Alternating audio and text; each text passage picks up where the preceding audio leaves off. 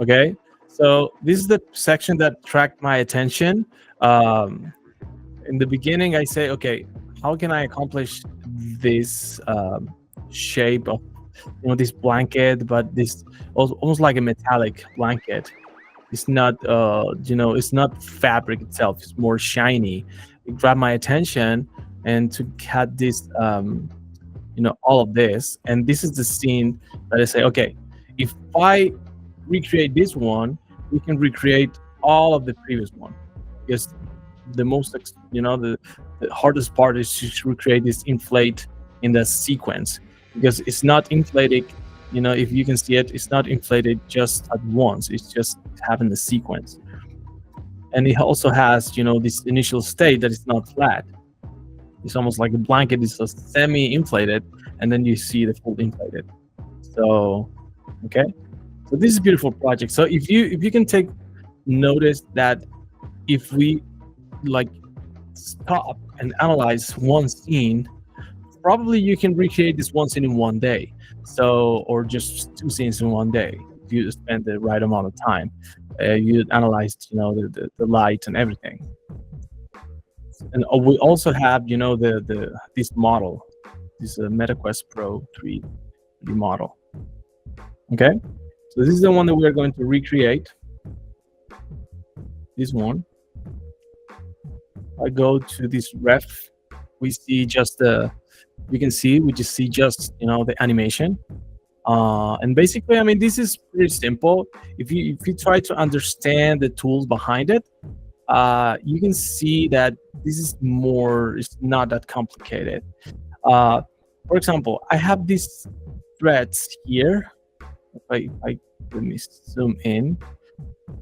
I think I have a picture that will be better. Okay, if you zoom in here, you can see that this separation over here, it's obviously a different shape.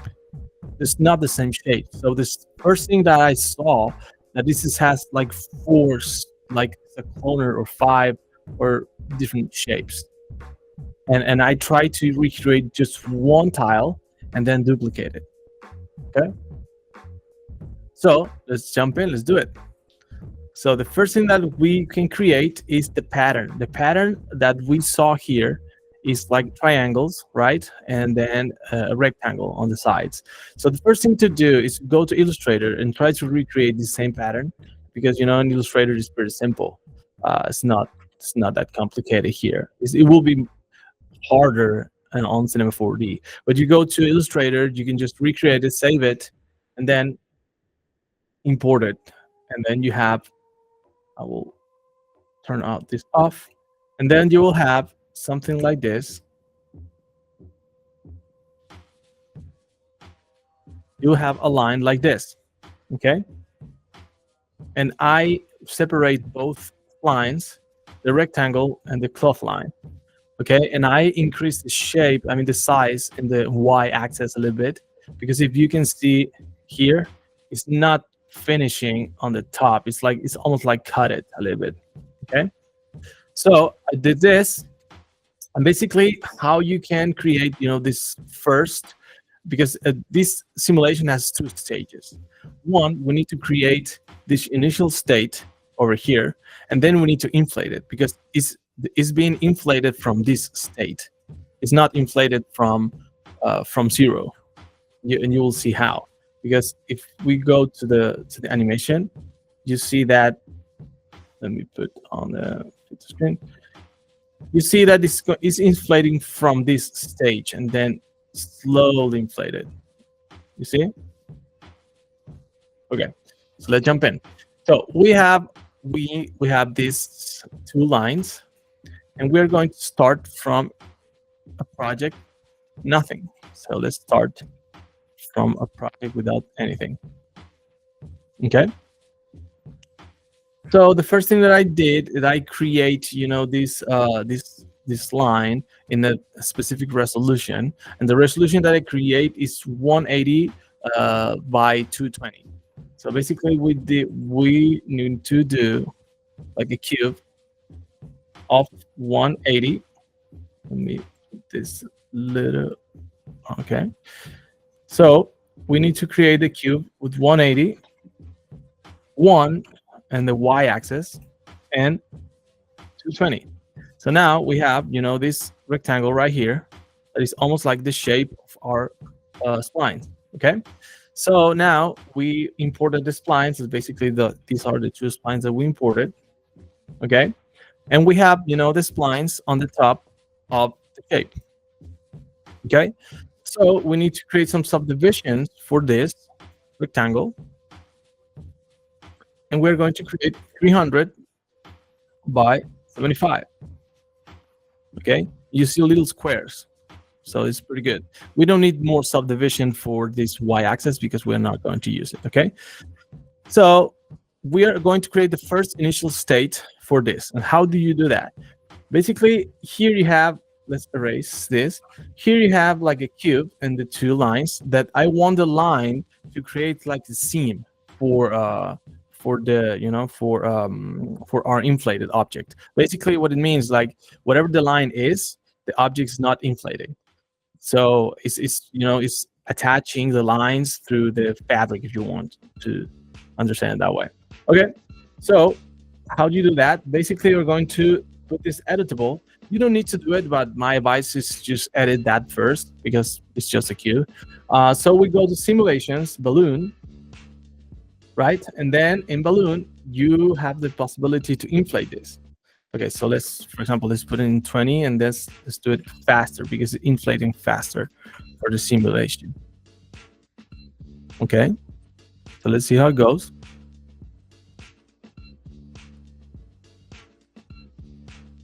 Let's eliminate this because I don't know why it's recognizing the lines.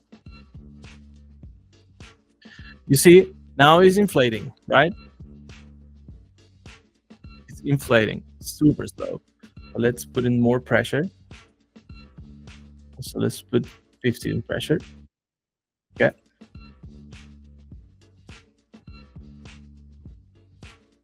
You see, now the balloon is inflating. I mean, the shape is inflating. So it's a good start. So we want this to inflate. So how you can create, those meshes, the seams. So let's grab our splines, and we put the splines here. You know that these splines are a little on the top, right? So this is in 0.5 in y-axis. Okay, it's good so far, right? It's a good space, or it's a little fast, or you want it faster? Just put it in the chat. You want it faster? It's a good pace, or wherever you think is good. Okay, okay, cool. Let's move on. So we have the balloon, right? And we want to have an interaction between this cube and the shape and the lines, the splines. Okay, so how you do that? You go to simulations and you create a connector to this cube. And what is connecting is connecting these two lines. But to connect these two lines, you need to say what lines need to be connected. So in simulations also, you go to this rope thing, okay? And you go to the rope, you duplicate the rope to the other spline, and you mix animation, you need to say with pins, okay? So with pins, meaning it's like it will understand that the lines of the splines, right, are the pins, okay? So this is on, and before that, we need to go to our simulation tab, and we need to go to substeps, 20, that's fine. We need to smooth interaction, I think 3, and the damping is super important, 5, and the passes for collisions, like everything that is interacting each other. So we need to go 2 and 2. Okay. So 3, 5, 2, and 2. These numbers are pretty good.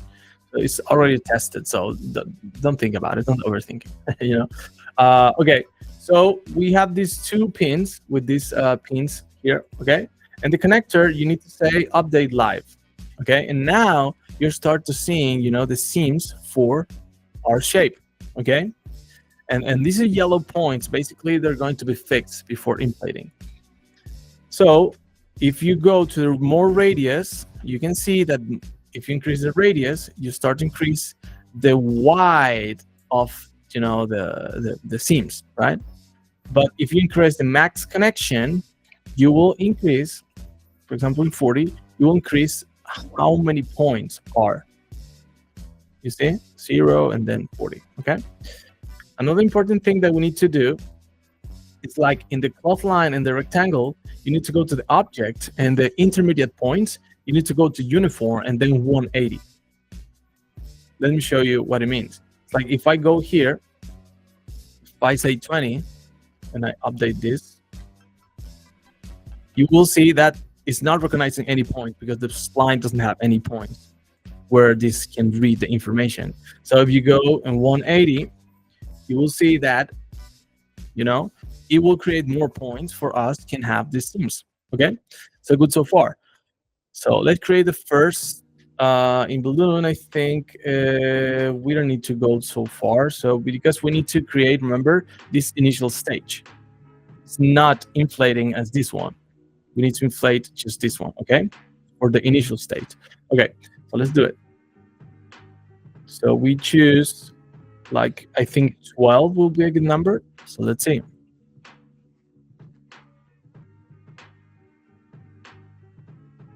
You see? So now it's recognizing the splines as attached point, as a fixed point, and it's not inflating on these points, okay? So let's see. I think it can be a little more inflated, but it's pretty close. It's pretty close. So let's try to create 14. And here, 2.35. Let's see. Yeah, gravity to 0. Yes, good point, Robert. I forget to mention that. I always has that by default, but yeah, you need to go to the simulation tab and go to scene, and the gravity needs to be in 0. Okay. Oh, that's why the previous elements were recognizing. Okay. So now that we have a close initial state, you know, that's pretty close, we need to go. And I think this is too much. Let's see.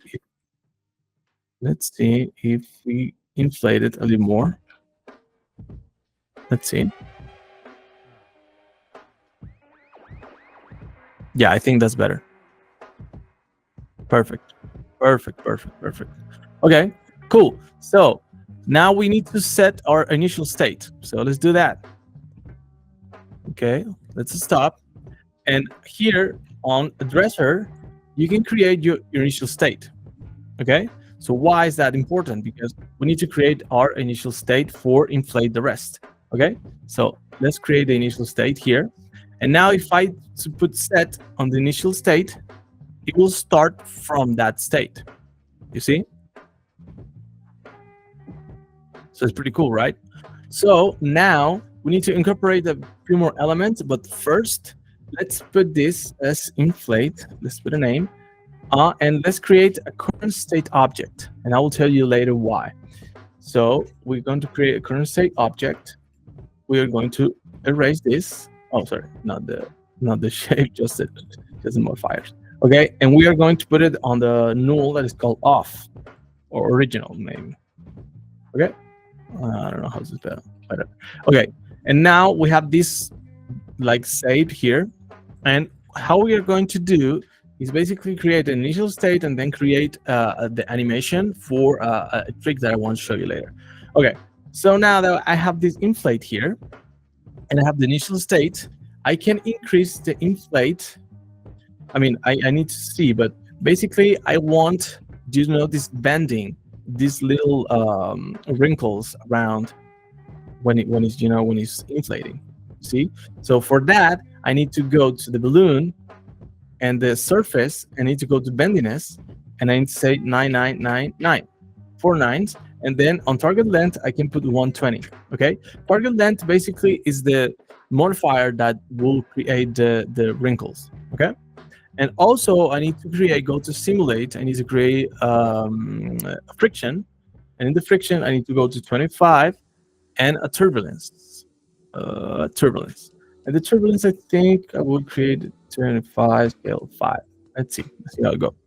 Okay, so now let's go into put this in action. You see, it's inflating now from this initial state. Obviously, this is too much, right? But it's looking pretty good. Okay, so is you need to inflate it less, way less than that. So let's try 4.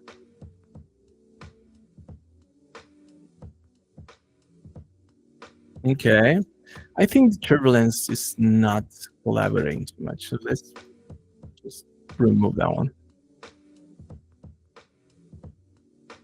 Okay, that's better.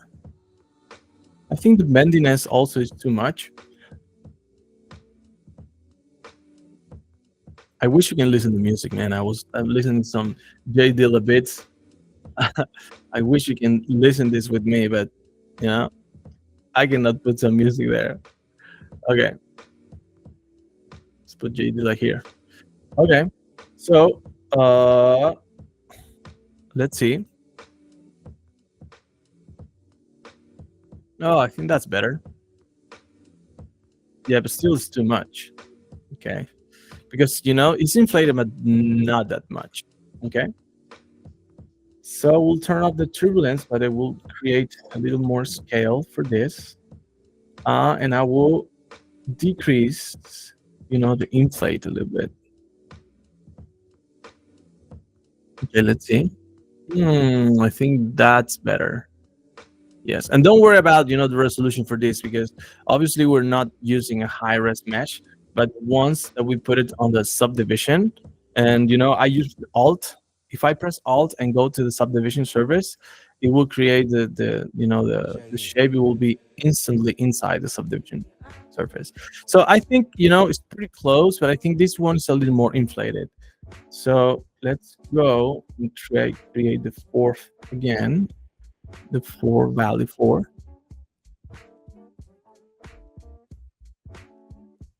I think that's pretty good. Yep, I think that's pretty good. I love to see a little more wrinkles, but let's try to put on the target a little more.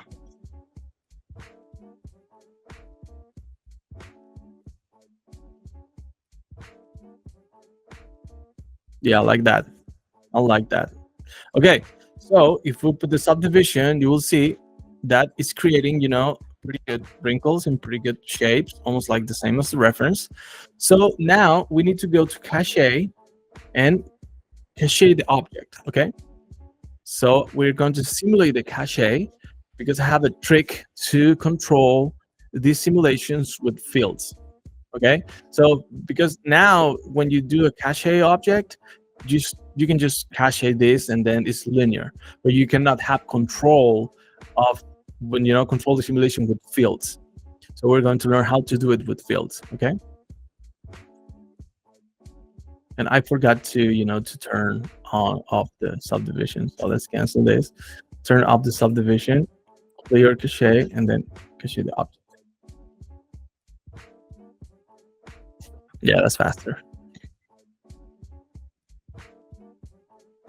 Cool. You see how it's bouncing, because the new simulation on Cine 4D, the balloon is bouncing. So and that's pretty good. And also I think I will cancel and I will put this less time. Okay, clear cache object. Let's cache. Perfect. I have a surprise at the end of the webinar. So any questions so far? Anything that you think that I need to go deeper? Just raise your hand or put it in the chat. Okay. So now we have our cache done. If we go back and forth, you see our cache is working, right? Ooh, it's like yellow. Okay, so if I put the subsurface division, everything looks beautiful, right? Like that's the magic. Okay, so now what we need to do, because we have the inflate object, that if we hide this and we put this on, we have this inflate object that is obviously is not here. Obviously it's not. Okay, so let's put this as a I know why. I know what happened. So I will current state to object, and I need to erase the cache. Yeah, it will record it. Yes, it will be recorded.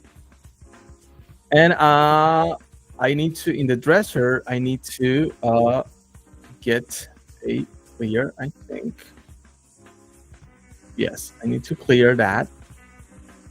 And so now if I remove this, it will be as, the inflate beginning.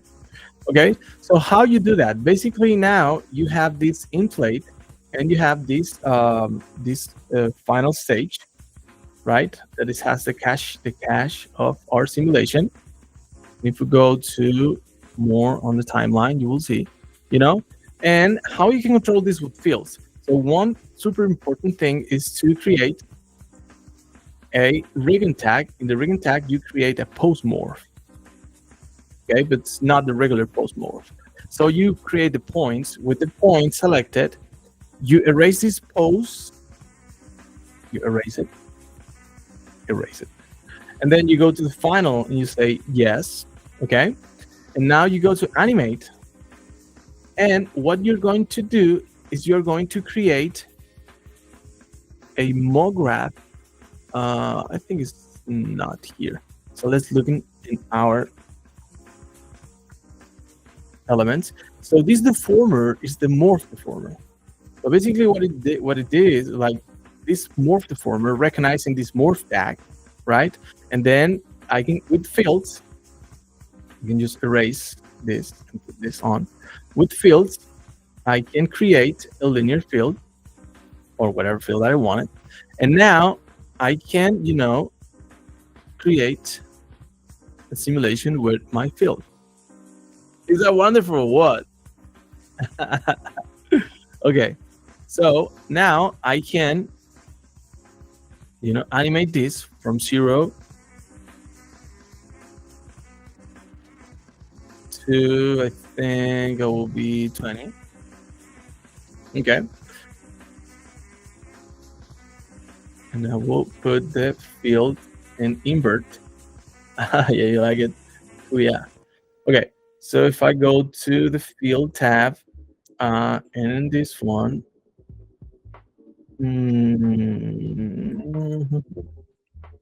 yeah. Okay. So I will put an invert. Now, if I go here, you will see. Now, pretty cool, right? Okay. So now that I have this animation done, what I need to do, I need to create an Alembic file for this animation. So I will put this on a subdivision, and I will create an Alembic file for this entire subdivision. Okay. So right click, you go to bake as Alembic. Okay. So you bake it as Alembic. It will ask you where do you want to put this. Now we'll put in our, folder in the Alembic. Select folder. Okay. And this is exporting the Alembic. Okay. Why we're going to export it in the Alembic file is because we need to recreate an offset as here. Oh, I cannot play it, but remember that this first line is going to animate, then the second, and the third, and the fourth.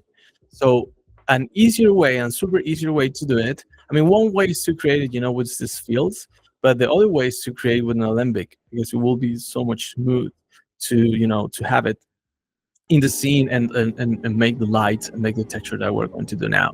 So with an Alembic file, I mean, every time that you do a simulation, my recommendation is to create an Alembic file, because it will be easier to work with, and you all have these original files that you can save it. Okay.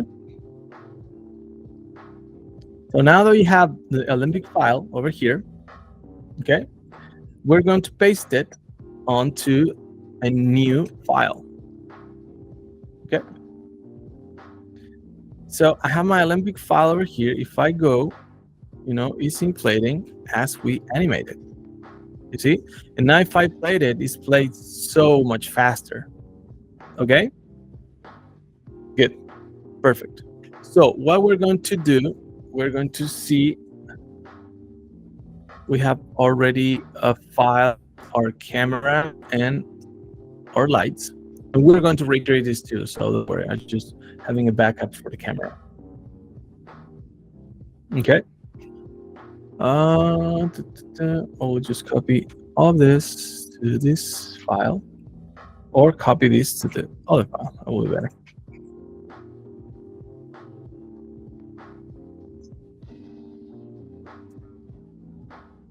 Okay, hopefully my Cinema 4D doesn't crash. Sometimes crashing this stuff. It's going good so far. Can we also use shader field with noise? Yes, you can do that too. You can. I mean, basically, you can use every field that you want. I just put a linear field because it will be, faster, just to explain. So, but you can put anything you want, basically. I mean, that's the thing about fields. Like fields, you can use fields on whatever field you want. You can use, delay. You can use. I mean, fields are infinite. I'm recommend that study fields because fields are it's amazing. It's really amazing. Okay, so we are going to put this on our position. Okay, and we're going to match these other shapes over here.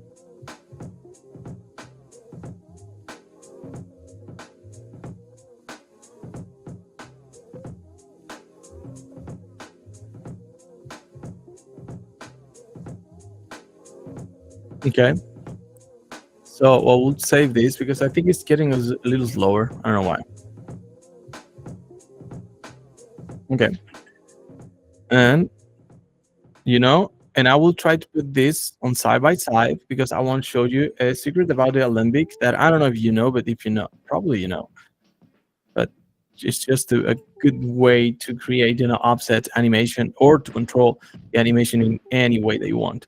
And because this is and the funny thing is, like, because this is almost like a material node. Yes, sure, I will show the material node right now, don't worry. Okay, so these are our shapes, and as our Puya Da mentioned, we're going to see what materials we use.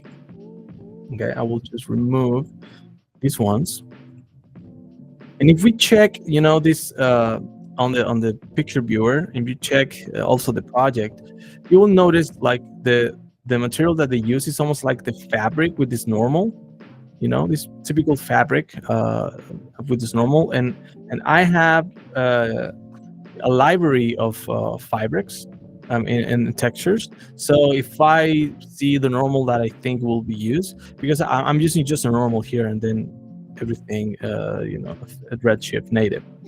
But this is basically, we're going to create now the animation first, and we're going to go to the material node. Okay, so now that we have these 4 in a row, we have this as this is the fourth, this is the 3, the 2, and the 1.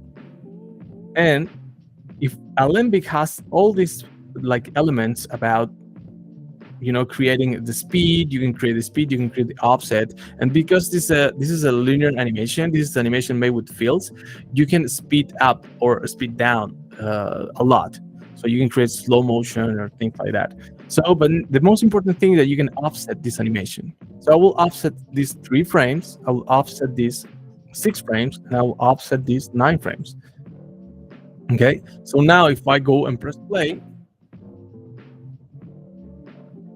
it's going to animate first the beginning, then the second, then the third, and then the fourth.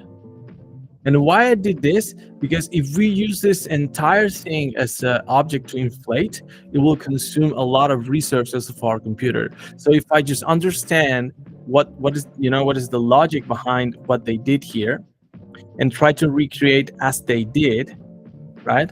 I understand that these are 4th lines or 5.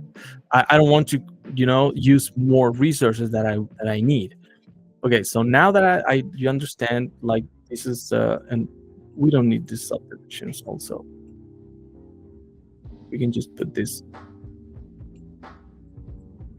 outside the subdivision. We don't need that one. Okay, so we put our camera a little similar as we have in our reference, something like that. And now we're going to create, understand the material. So let's open the Redshift node, and you will see that this is a pretty simple material. And I will start a render. You can see. And we see, yeah, we are going to see the material node right now. So any questions so far? Anything that you want to understand better? Okay. So what we're going to do, we're going to create not a cubic, more an UV mapping.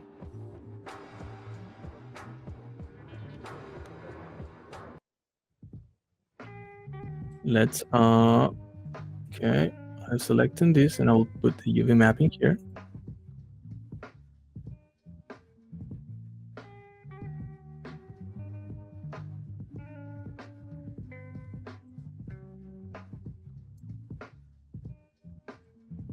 Okay, I think it's processing the texture.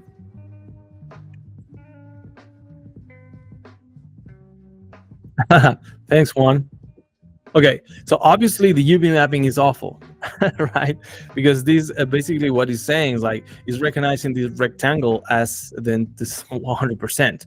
So what you want to do is you're going to go to the texture and like play with this map to match, what we are having. So I think 7 or 7:3 or something like that will be a good ratio.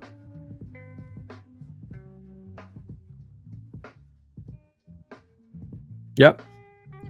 You see? So now, because the UV mapping is correct, and the bump map is correct, I will show you what I did.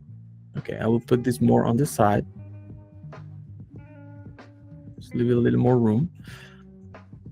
And you will see that basically this is a standard material that when I did it, I tried to understand this fabric, more metallic one. And I say, okay, what is this metallic? Why this fabric is metallic? Because it's weird, right? But with the standard, it's pretty simple. You have the metalness here. If I go to 0, you will see the difference. I don't know why it's not updating. Okay, without metalness, it's just a fabric. I will remove the sheen also that I create.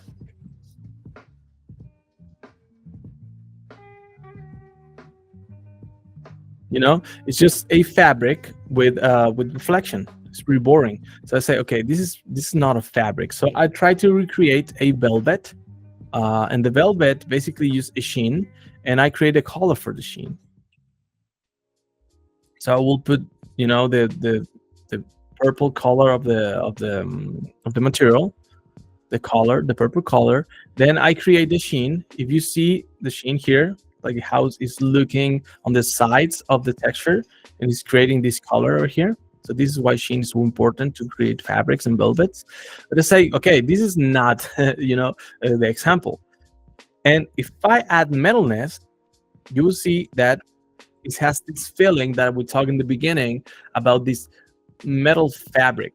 It's almost like this, it's a symbol of technology and things like that. So you see how the metalness increased a lot the dynamism of this material. So this is pretty simple materials. It's a standard with a color base, of course, with the reflection in 0.5, because the reflection of our initial it's reflective, but it's not that reflective. So, and I think this can be a little more blue also, and it will create a more feeling of that. Okay, and the metalness 0.85, the roughness is 0.5, because if we go to 0.1, we're going to lose, all these, all these details on the texture. Okay, so 0.5, right? And with the bump map in 0.5, and with the UV mapping with this scale as the texture and the aspect ratio of the texture. Okay. So now that we have that, let's talk about the lights. when I did the lights, I tried to understand how can I put these, these purple highlights, and I was no idea how to affect just a part of the shape. But let's first start with the dome light. So we add a dome light, of course, to create an overall light here. And the dome light, let's see the attributes. Okay, let's wait the cinema for the recover. And I try to create a room, and always use this one. It's a bathroom one. The ones that the people that are in the course, they will see like what is the meaning of this. But basically, this is a pretty standard light with a 0 on saturation. Should just have the light, a standard HDRI with just one main focus that you can see it here in the highlight. So if I rotate it, you will see it's rotating different. Okay. See? Okay. And I think I will move it a little more. Okay. So then I have a key light, that is the one that is affecting this first reflection on this side. Okay. And the key light, I also have it, as you know, with the target key. So I have the target here. So if I move the target, it will move, the lights. It's always a good idea to use, a target for our lights. And this is the key light, right? But I need another light to have these other reflections on this side. So I put a fill light on this side. You will see it because the fill light doesn't not to be so strong. It's just is the fill light. It's filling the scene, not is the key of the scene. And then of course you have the key, the overall light, the dome light. And I say, okay, but how you can accomplish these like little purple things? And I was okay, this is weird. How can I do that? Because I tried to put a lot of lights and a lot of things, but it's going to be reflected in everywhere, right? It's like if I get the purple light, it's going to be reflected on this big one and the small one, and in the reference, it's just affecting the small one more. Okay, so I say, okay, so how can I do this? And I will decrease this a little bit. Okay, and basically what I did when I did this these lights, it's create one by one light. For example, if we go to this small one, and I put it pretty white, and in the center for this shape, and I create a texture, and I use the texture for the lights. Okay, and also I want to show you something, because on our course we are giving away these textures of the lights. So these are all our lights, custom lights, and the one that we use is this one, Kinobank. Some of these are from libraries too, but this is the one that we use for our details, because this is this is centric. I can locate this in the position that I want, and this is the one that we use for this light. So this is all the lights that we have, and I recommend to use this one when you light the scene all the time. So because I have this this texture, and I can locate this in the exact position that I want, right? Now it's affecting just this little space. I don't know if you can see it well on the streaming, but you can just affect this little space. And now it's giving me, the feeling that I want of this highlight just in this part, without being so obvious, because if it does not look like this is just a light from that part, because when you add the rest of them, you see, it's like now it's looking like someone is lighting the entire scene, but just these little things. Okay, and now we're going to see with the camera, and because we have our animation and everything ready,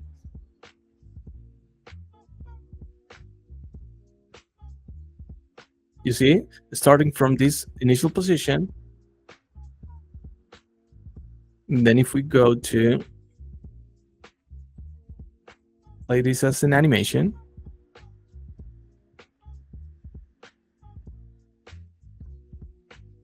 you will see it will start inflating from the bottom to the top.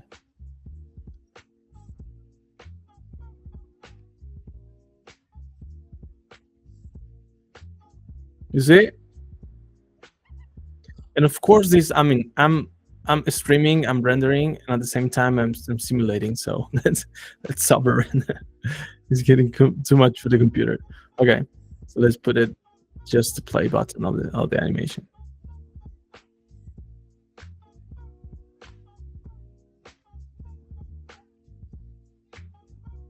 You see? Now it's getting this inflate scene in the proper way. And it's going to inflate from the bottom to the top. Okay? What do you think so far? I want to hear from you. Favorite bathroom HDI? Yeah. Maybe at the end of the masterclass, could you talk about your pieces? Yes, sure. I can talk about the specs. I have the 47 RTX. So let me, if I go here on system, I think. System. Is this one? No. I don't know how to do this.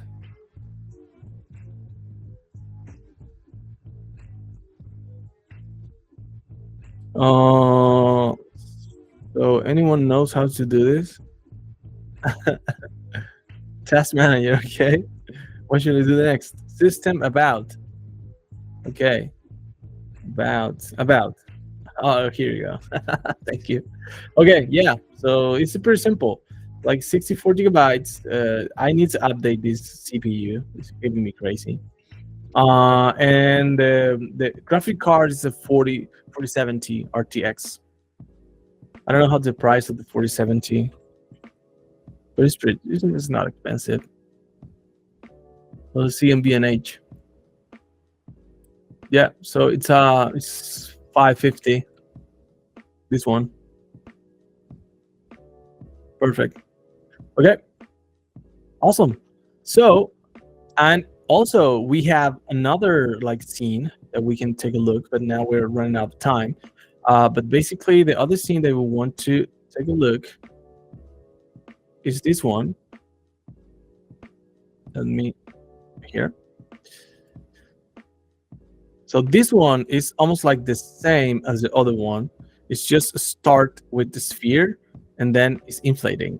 And I have, I have this scene already done with the MetaQuest Pro 3 texture for Redshift and all of this.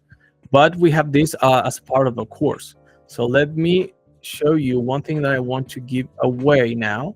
And also everyone that is participating on this call, it will receive this file, this scene file, the texture, the lights and everything, like the HDRI and everything. Render settings, yes, sure, of course. So now I have the render settings, the automatic sampling all the time. And I always use for the final render 005. I will put the denoising, and I will create the AOV for this.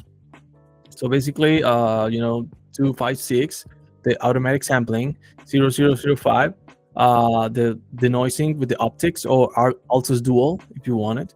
And yeah, and almost like this is pretty like standard.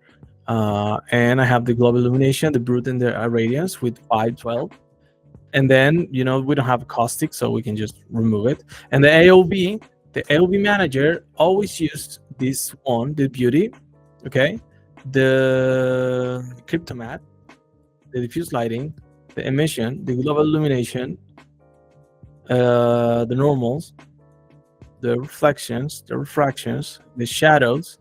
And for the ambient occlusion, remember that we need to go to custom and we need to create and utility AO, the material, and you need to go to the custom and put that one here on the default material, and you can name it as AO.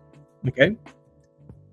And we don't have depth here, but if you want it, like we can put it here. And remember that in C depth, you need to be in C normalized all the time.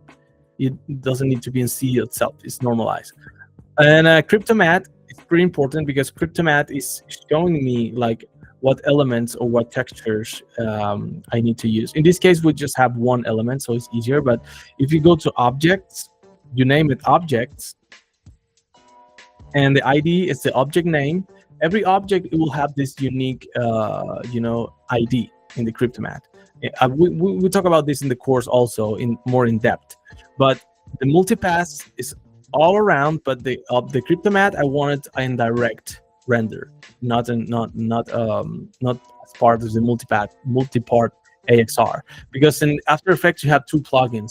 One for the extractor of the EXR, and the other one is the Cryptomatte. It's a plugin that is also in the course. It's a plugin that you can choose this ID pretty easy. So you choose the multi-part AXR. I always use 32 bits. On the save, you need to go to save image, even that you're not saving, and you put EXR to, okay, and EXR for my original image. Where's here? And that's it. I mean, you need to go and save it whatever you want, right? Here, render, course render, let's see, webinars. 201 is cloth inflate. Okay, and now you have this direct as a different AXR, and then you have this multipass. Let's show you that pretty quick. And we need to put and name this. Put the names AOB at the end for us to recognize this. So let's try to maybe the current frame, not just all the frames. Let's make a quick render now. So how do you manage the noise? Yes, that's a good question. Yes. I mean, to be honest, I don't like denoising too much because I can always do it with this software. What is the AI? The Topaz Video Enhance. So this Topaz Video Enhance, it treats better the denoising at the end, and you can also increase, the resolution. So just check this software over here; it's pretty amazing. I don't want to denoise too much. Oh, it's not recognizing the position, so I need to reposition everything. Well, okay, but I mean, the denoise, is I don't want to use it too much. I prefer to use more passes instead of the denoising. Okay, I don't like denoising too much. I think, let me see if I make an alembic. It's like that. I mean, yeah, you're right, Mirko. Like the metals and the bumps, when you do denoising, it's like it's getting messy there. That's why it's super important to. I mean, I can denoise here, but that's not very recommendation. So I have a Git for you. Meanwhile, I'm putting in the chat. I have a special code for you. As you know, webinar crew. As you know, we have this course. If you want to go deeper on this and everything about this lighting and on Redshift, we have this, and we also have a couple animation modules that are inside the lessons. They're pretty extensive. Some of the lessons are 1 hour, something like that. So this is our, meanwhile, is creating the final alembic. This is our course, and our course, you can see like a lot what you're going to do. We see MoGraph, we see cinema lighting, and everything related to how you light in with Redshift. The first one is the basic of 3D lighting. We see a lot of movies here, scene of the movies that we can understand better the lighting techniques, and then you understand the light, and you can check this website is over here. I will put it on the chat. And we have a special offer for this course, and also if you buy the course, you will have this second scene ready, the other one with the MetaQuest, the other one. And yeah, and the code just for this webinar is this one. With this one, the course will be from $299 to $45. So it's a pretty good, deal, because we have, we give away this custom light texture. We have all these scenes files that we give it away to, all these scenes files. The displacement, we have a 10 reel example too. We have the not real with the animation also, and all the curves that we're seeing here. So you will see what's going on. You have some costing and some camera and render settings, and you have this animation bonus over here. This is spoiler alert.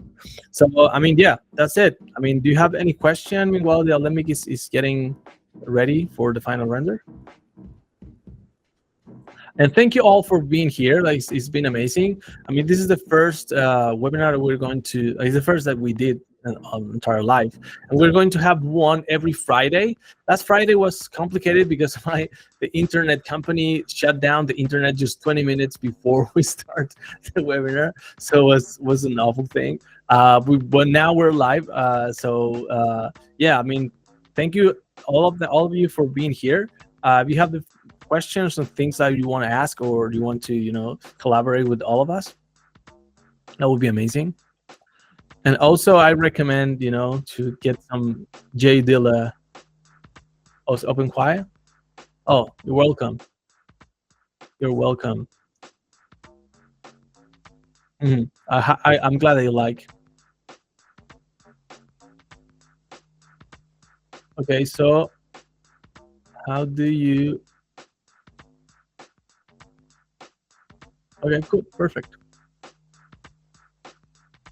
So any impressions, like anything that you want to see, what do you like, what do you don't like from this?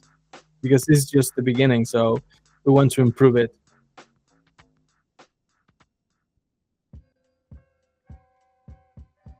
And in the chat is the coupon, but it's here is it's open to it's webinar crew.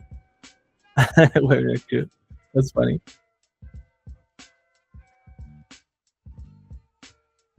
So bring more courses regarding us. Oh yeah, sure, of course. Yeah, of course. Yes, I mean, we have some updates too, because we're extending our lessons for more as a mindset lessons too, because we're on the, I think in 2 months, close to 2 months, or 1 month and a half, we're going to launch a university that is creating the mindset behind all of this, the skills, but also how to sell. We're going to teach how to sell your products, how to pick your niche, and how to sell your skills. That's something that is pretty hard in the industry. Not all of you is like having the skills of selling what you do is not something that someone teach you often. And and all the universities and all the courses and all the science teachings, they not they're coming. I think as probably mid-June is that. So it will be amazing, actually, because we're going to have a lot of people going into this collaboration. A lot of, for example, I'm just working on a project that we sell for 43,000. It's like 40K. There's a lot of good clients out there. You just need to understand, and you need to understand that you are going to serve. Like, the mindset behind it is that you need to serve, not being served, right? Like when you offer a service, that you need to be in that service mode all the time, and that's super useful for selling your product, because you're helping the client, and also you don't need the client.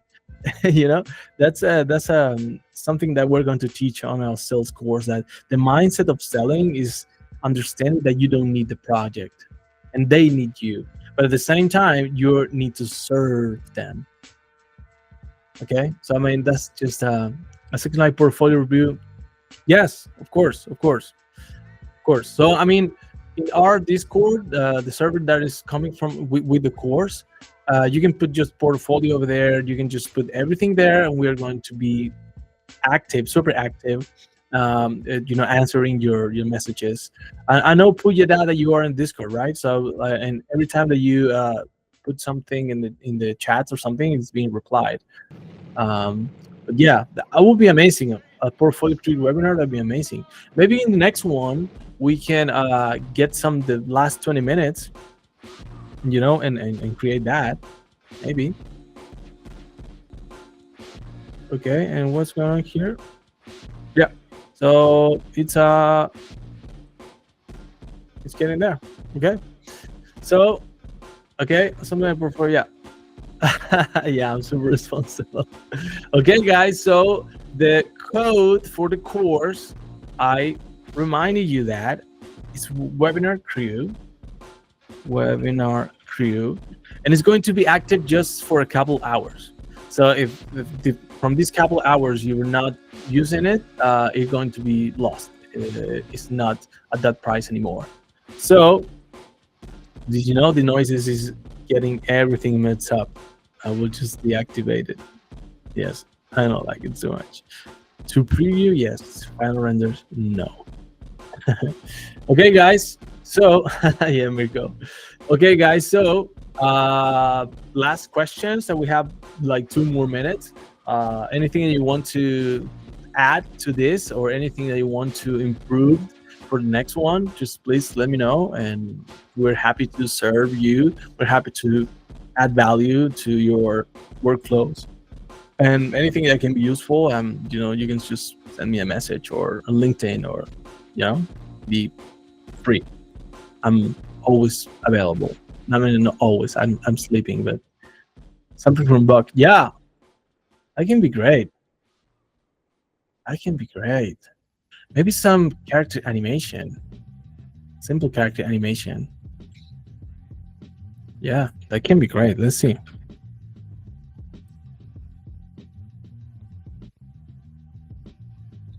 Let's put some Buck here, and then let's see if we can.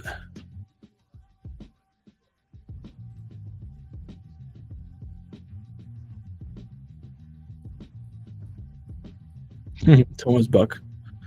Where is Buck? Let's see, Buck TV.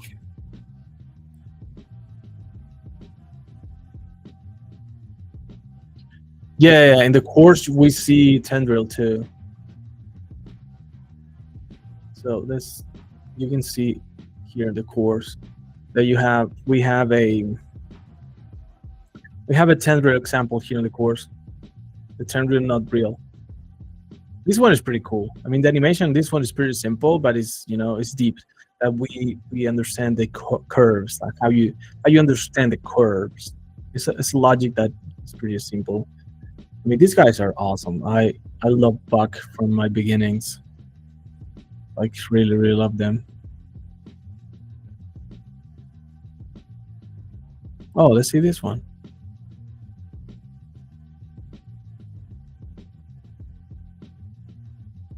No problem, Juan. Yes. So which one do you think? Do you think something like this? Or this is too simple? We can have this like pretty simple. I don't want the sound. Yeah, these guys are awesome. I love them. Okay, no Meta Connect. Microsoft project. Okay.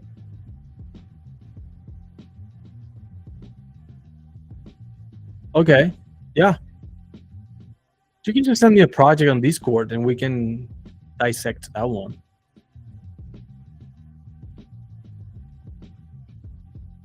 Something like this.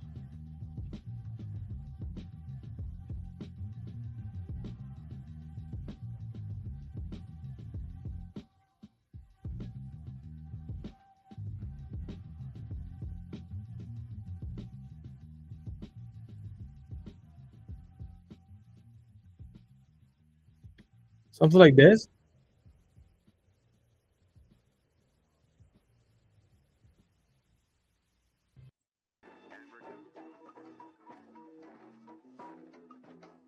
that's cool.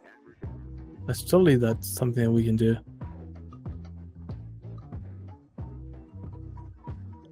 Ooh, I like that one. True life to video.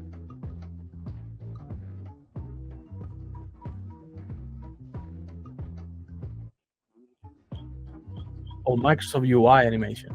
Oh, okay. Maybe we could just search in here.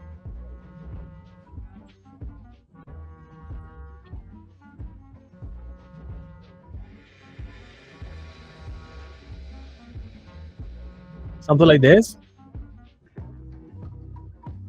Exactly, yeah. I mean, it can be field force with hair, but also can be field force with matrix, or or a cloner. Okay, cool. Yeah, we can take a look at this.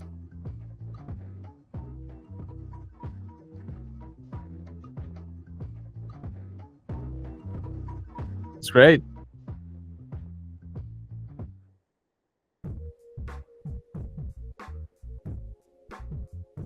Oh, that's a smooth transition. I mean, I don't know if you know, but in Vimeo, if you press shift and go to and go to the arrow left and right when you're in Vimeo, press shifting, it's moving one frame. This is pretty useful to study the content. Press shift, yeah, and go to left and right on the keyboard, and then you see just one frame. Do you see how smooth the transitions are? That's a big part of the motion design, how you transition between scenes. This go to this part that is from big to small on the right top, and then you see here the right top being bended. And when you have that type of smooth motion, it creates an awesome transition between scenes. You see, that's wonderful. Amazing. Yeah, we try to recreate something like that. Is that fold the bend deformer with yes. I think you can do that with bend deformer with steps. Like when you create a cloner and you offset the steps. That's what I'm saying. Yes, when you offset the steps, exactly.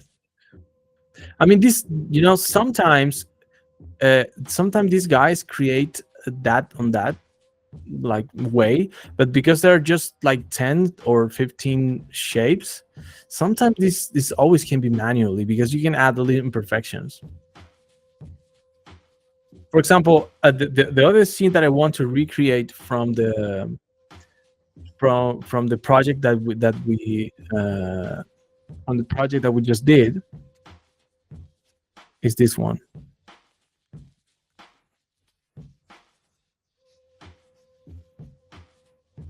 Let me put the project that we're just checking.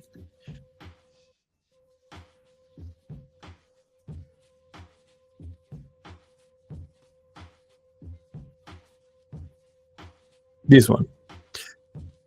So for example, this one is the same shape with a collision deformer. With the collision deformer. This one, you see, here. Oh, you see that here they bend almost like, maybe it can be with the noise, but I think this is manually done, because these imperfections over here, this can be a cloner maybe, but this one is and when you do it manually, it's not that much. You can always have these imperfections that adding a lot to your scene. Okay, guys, that's all. Thank you for being here. As I said, I mean, I put the code, and maybe okay, this is the code. I will put it again if you wanted to have it.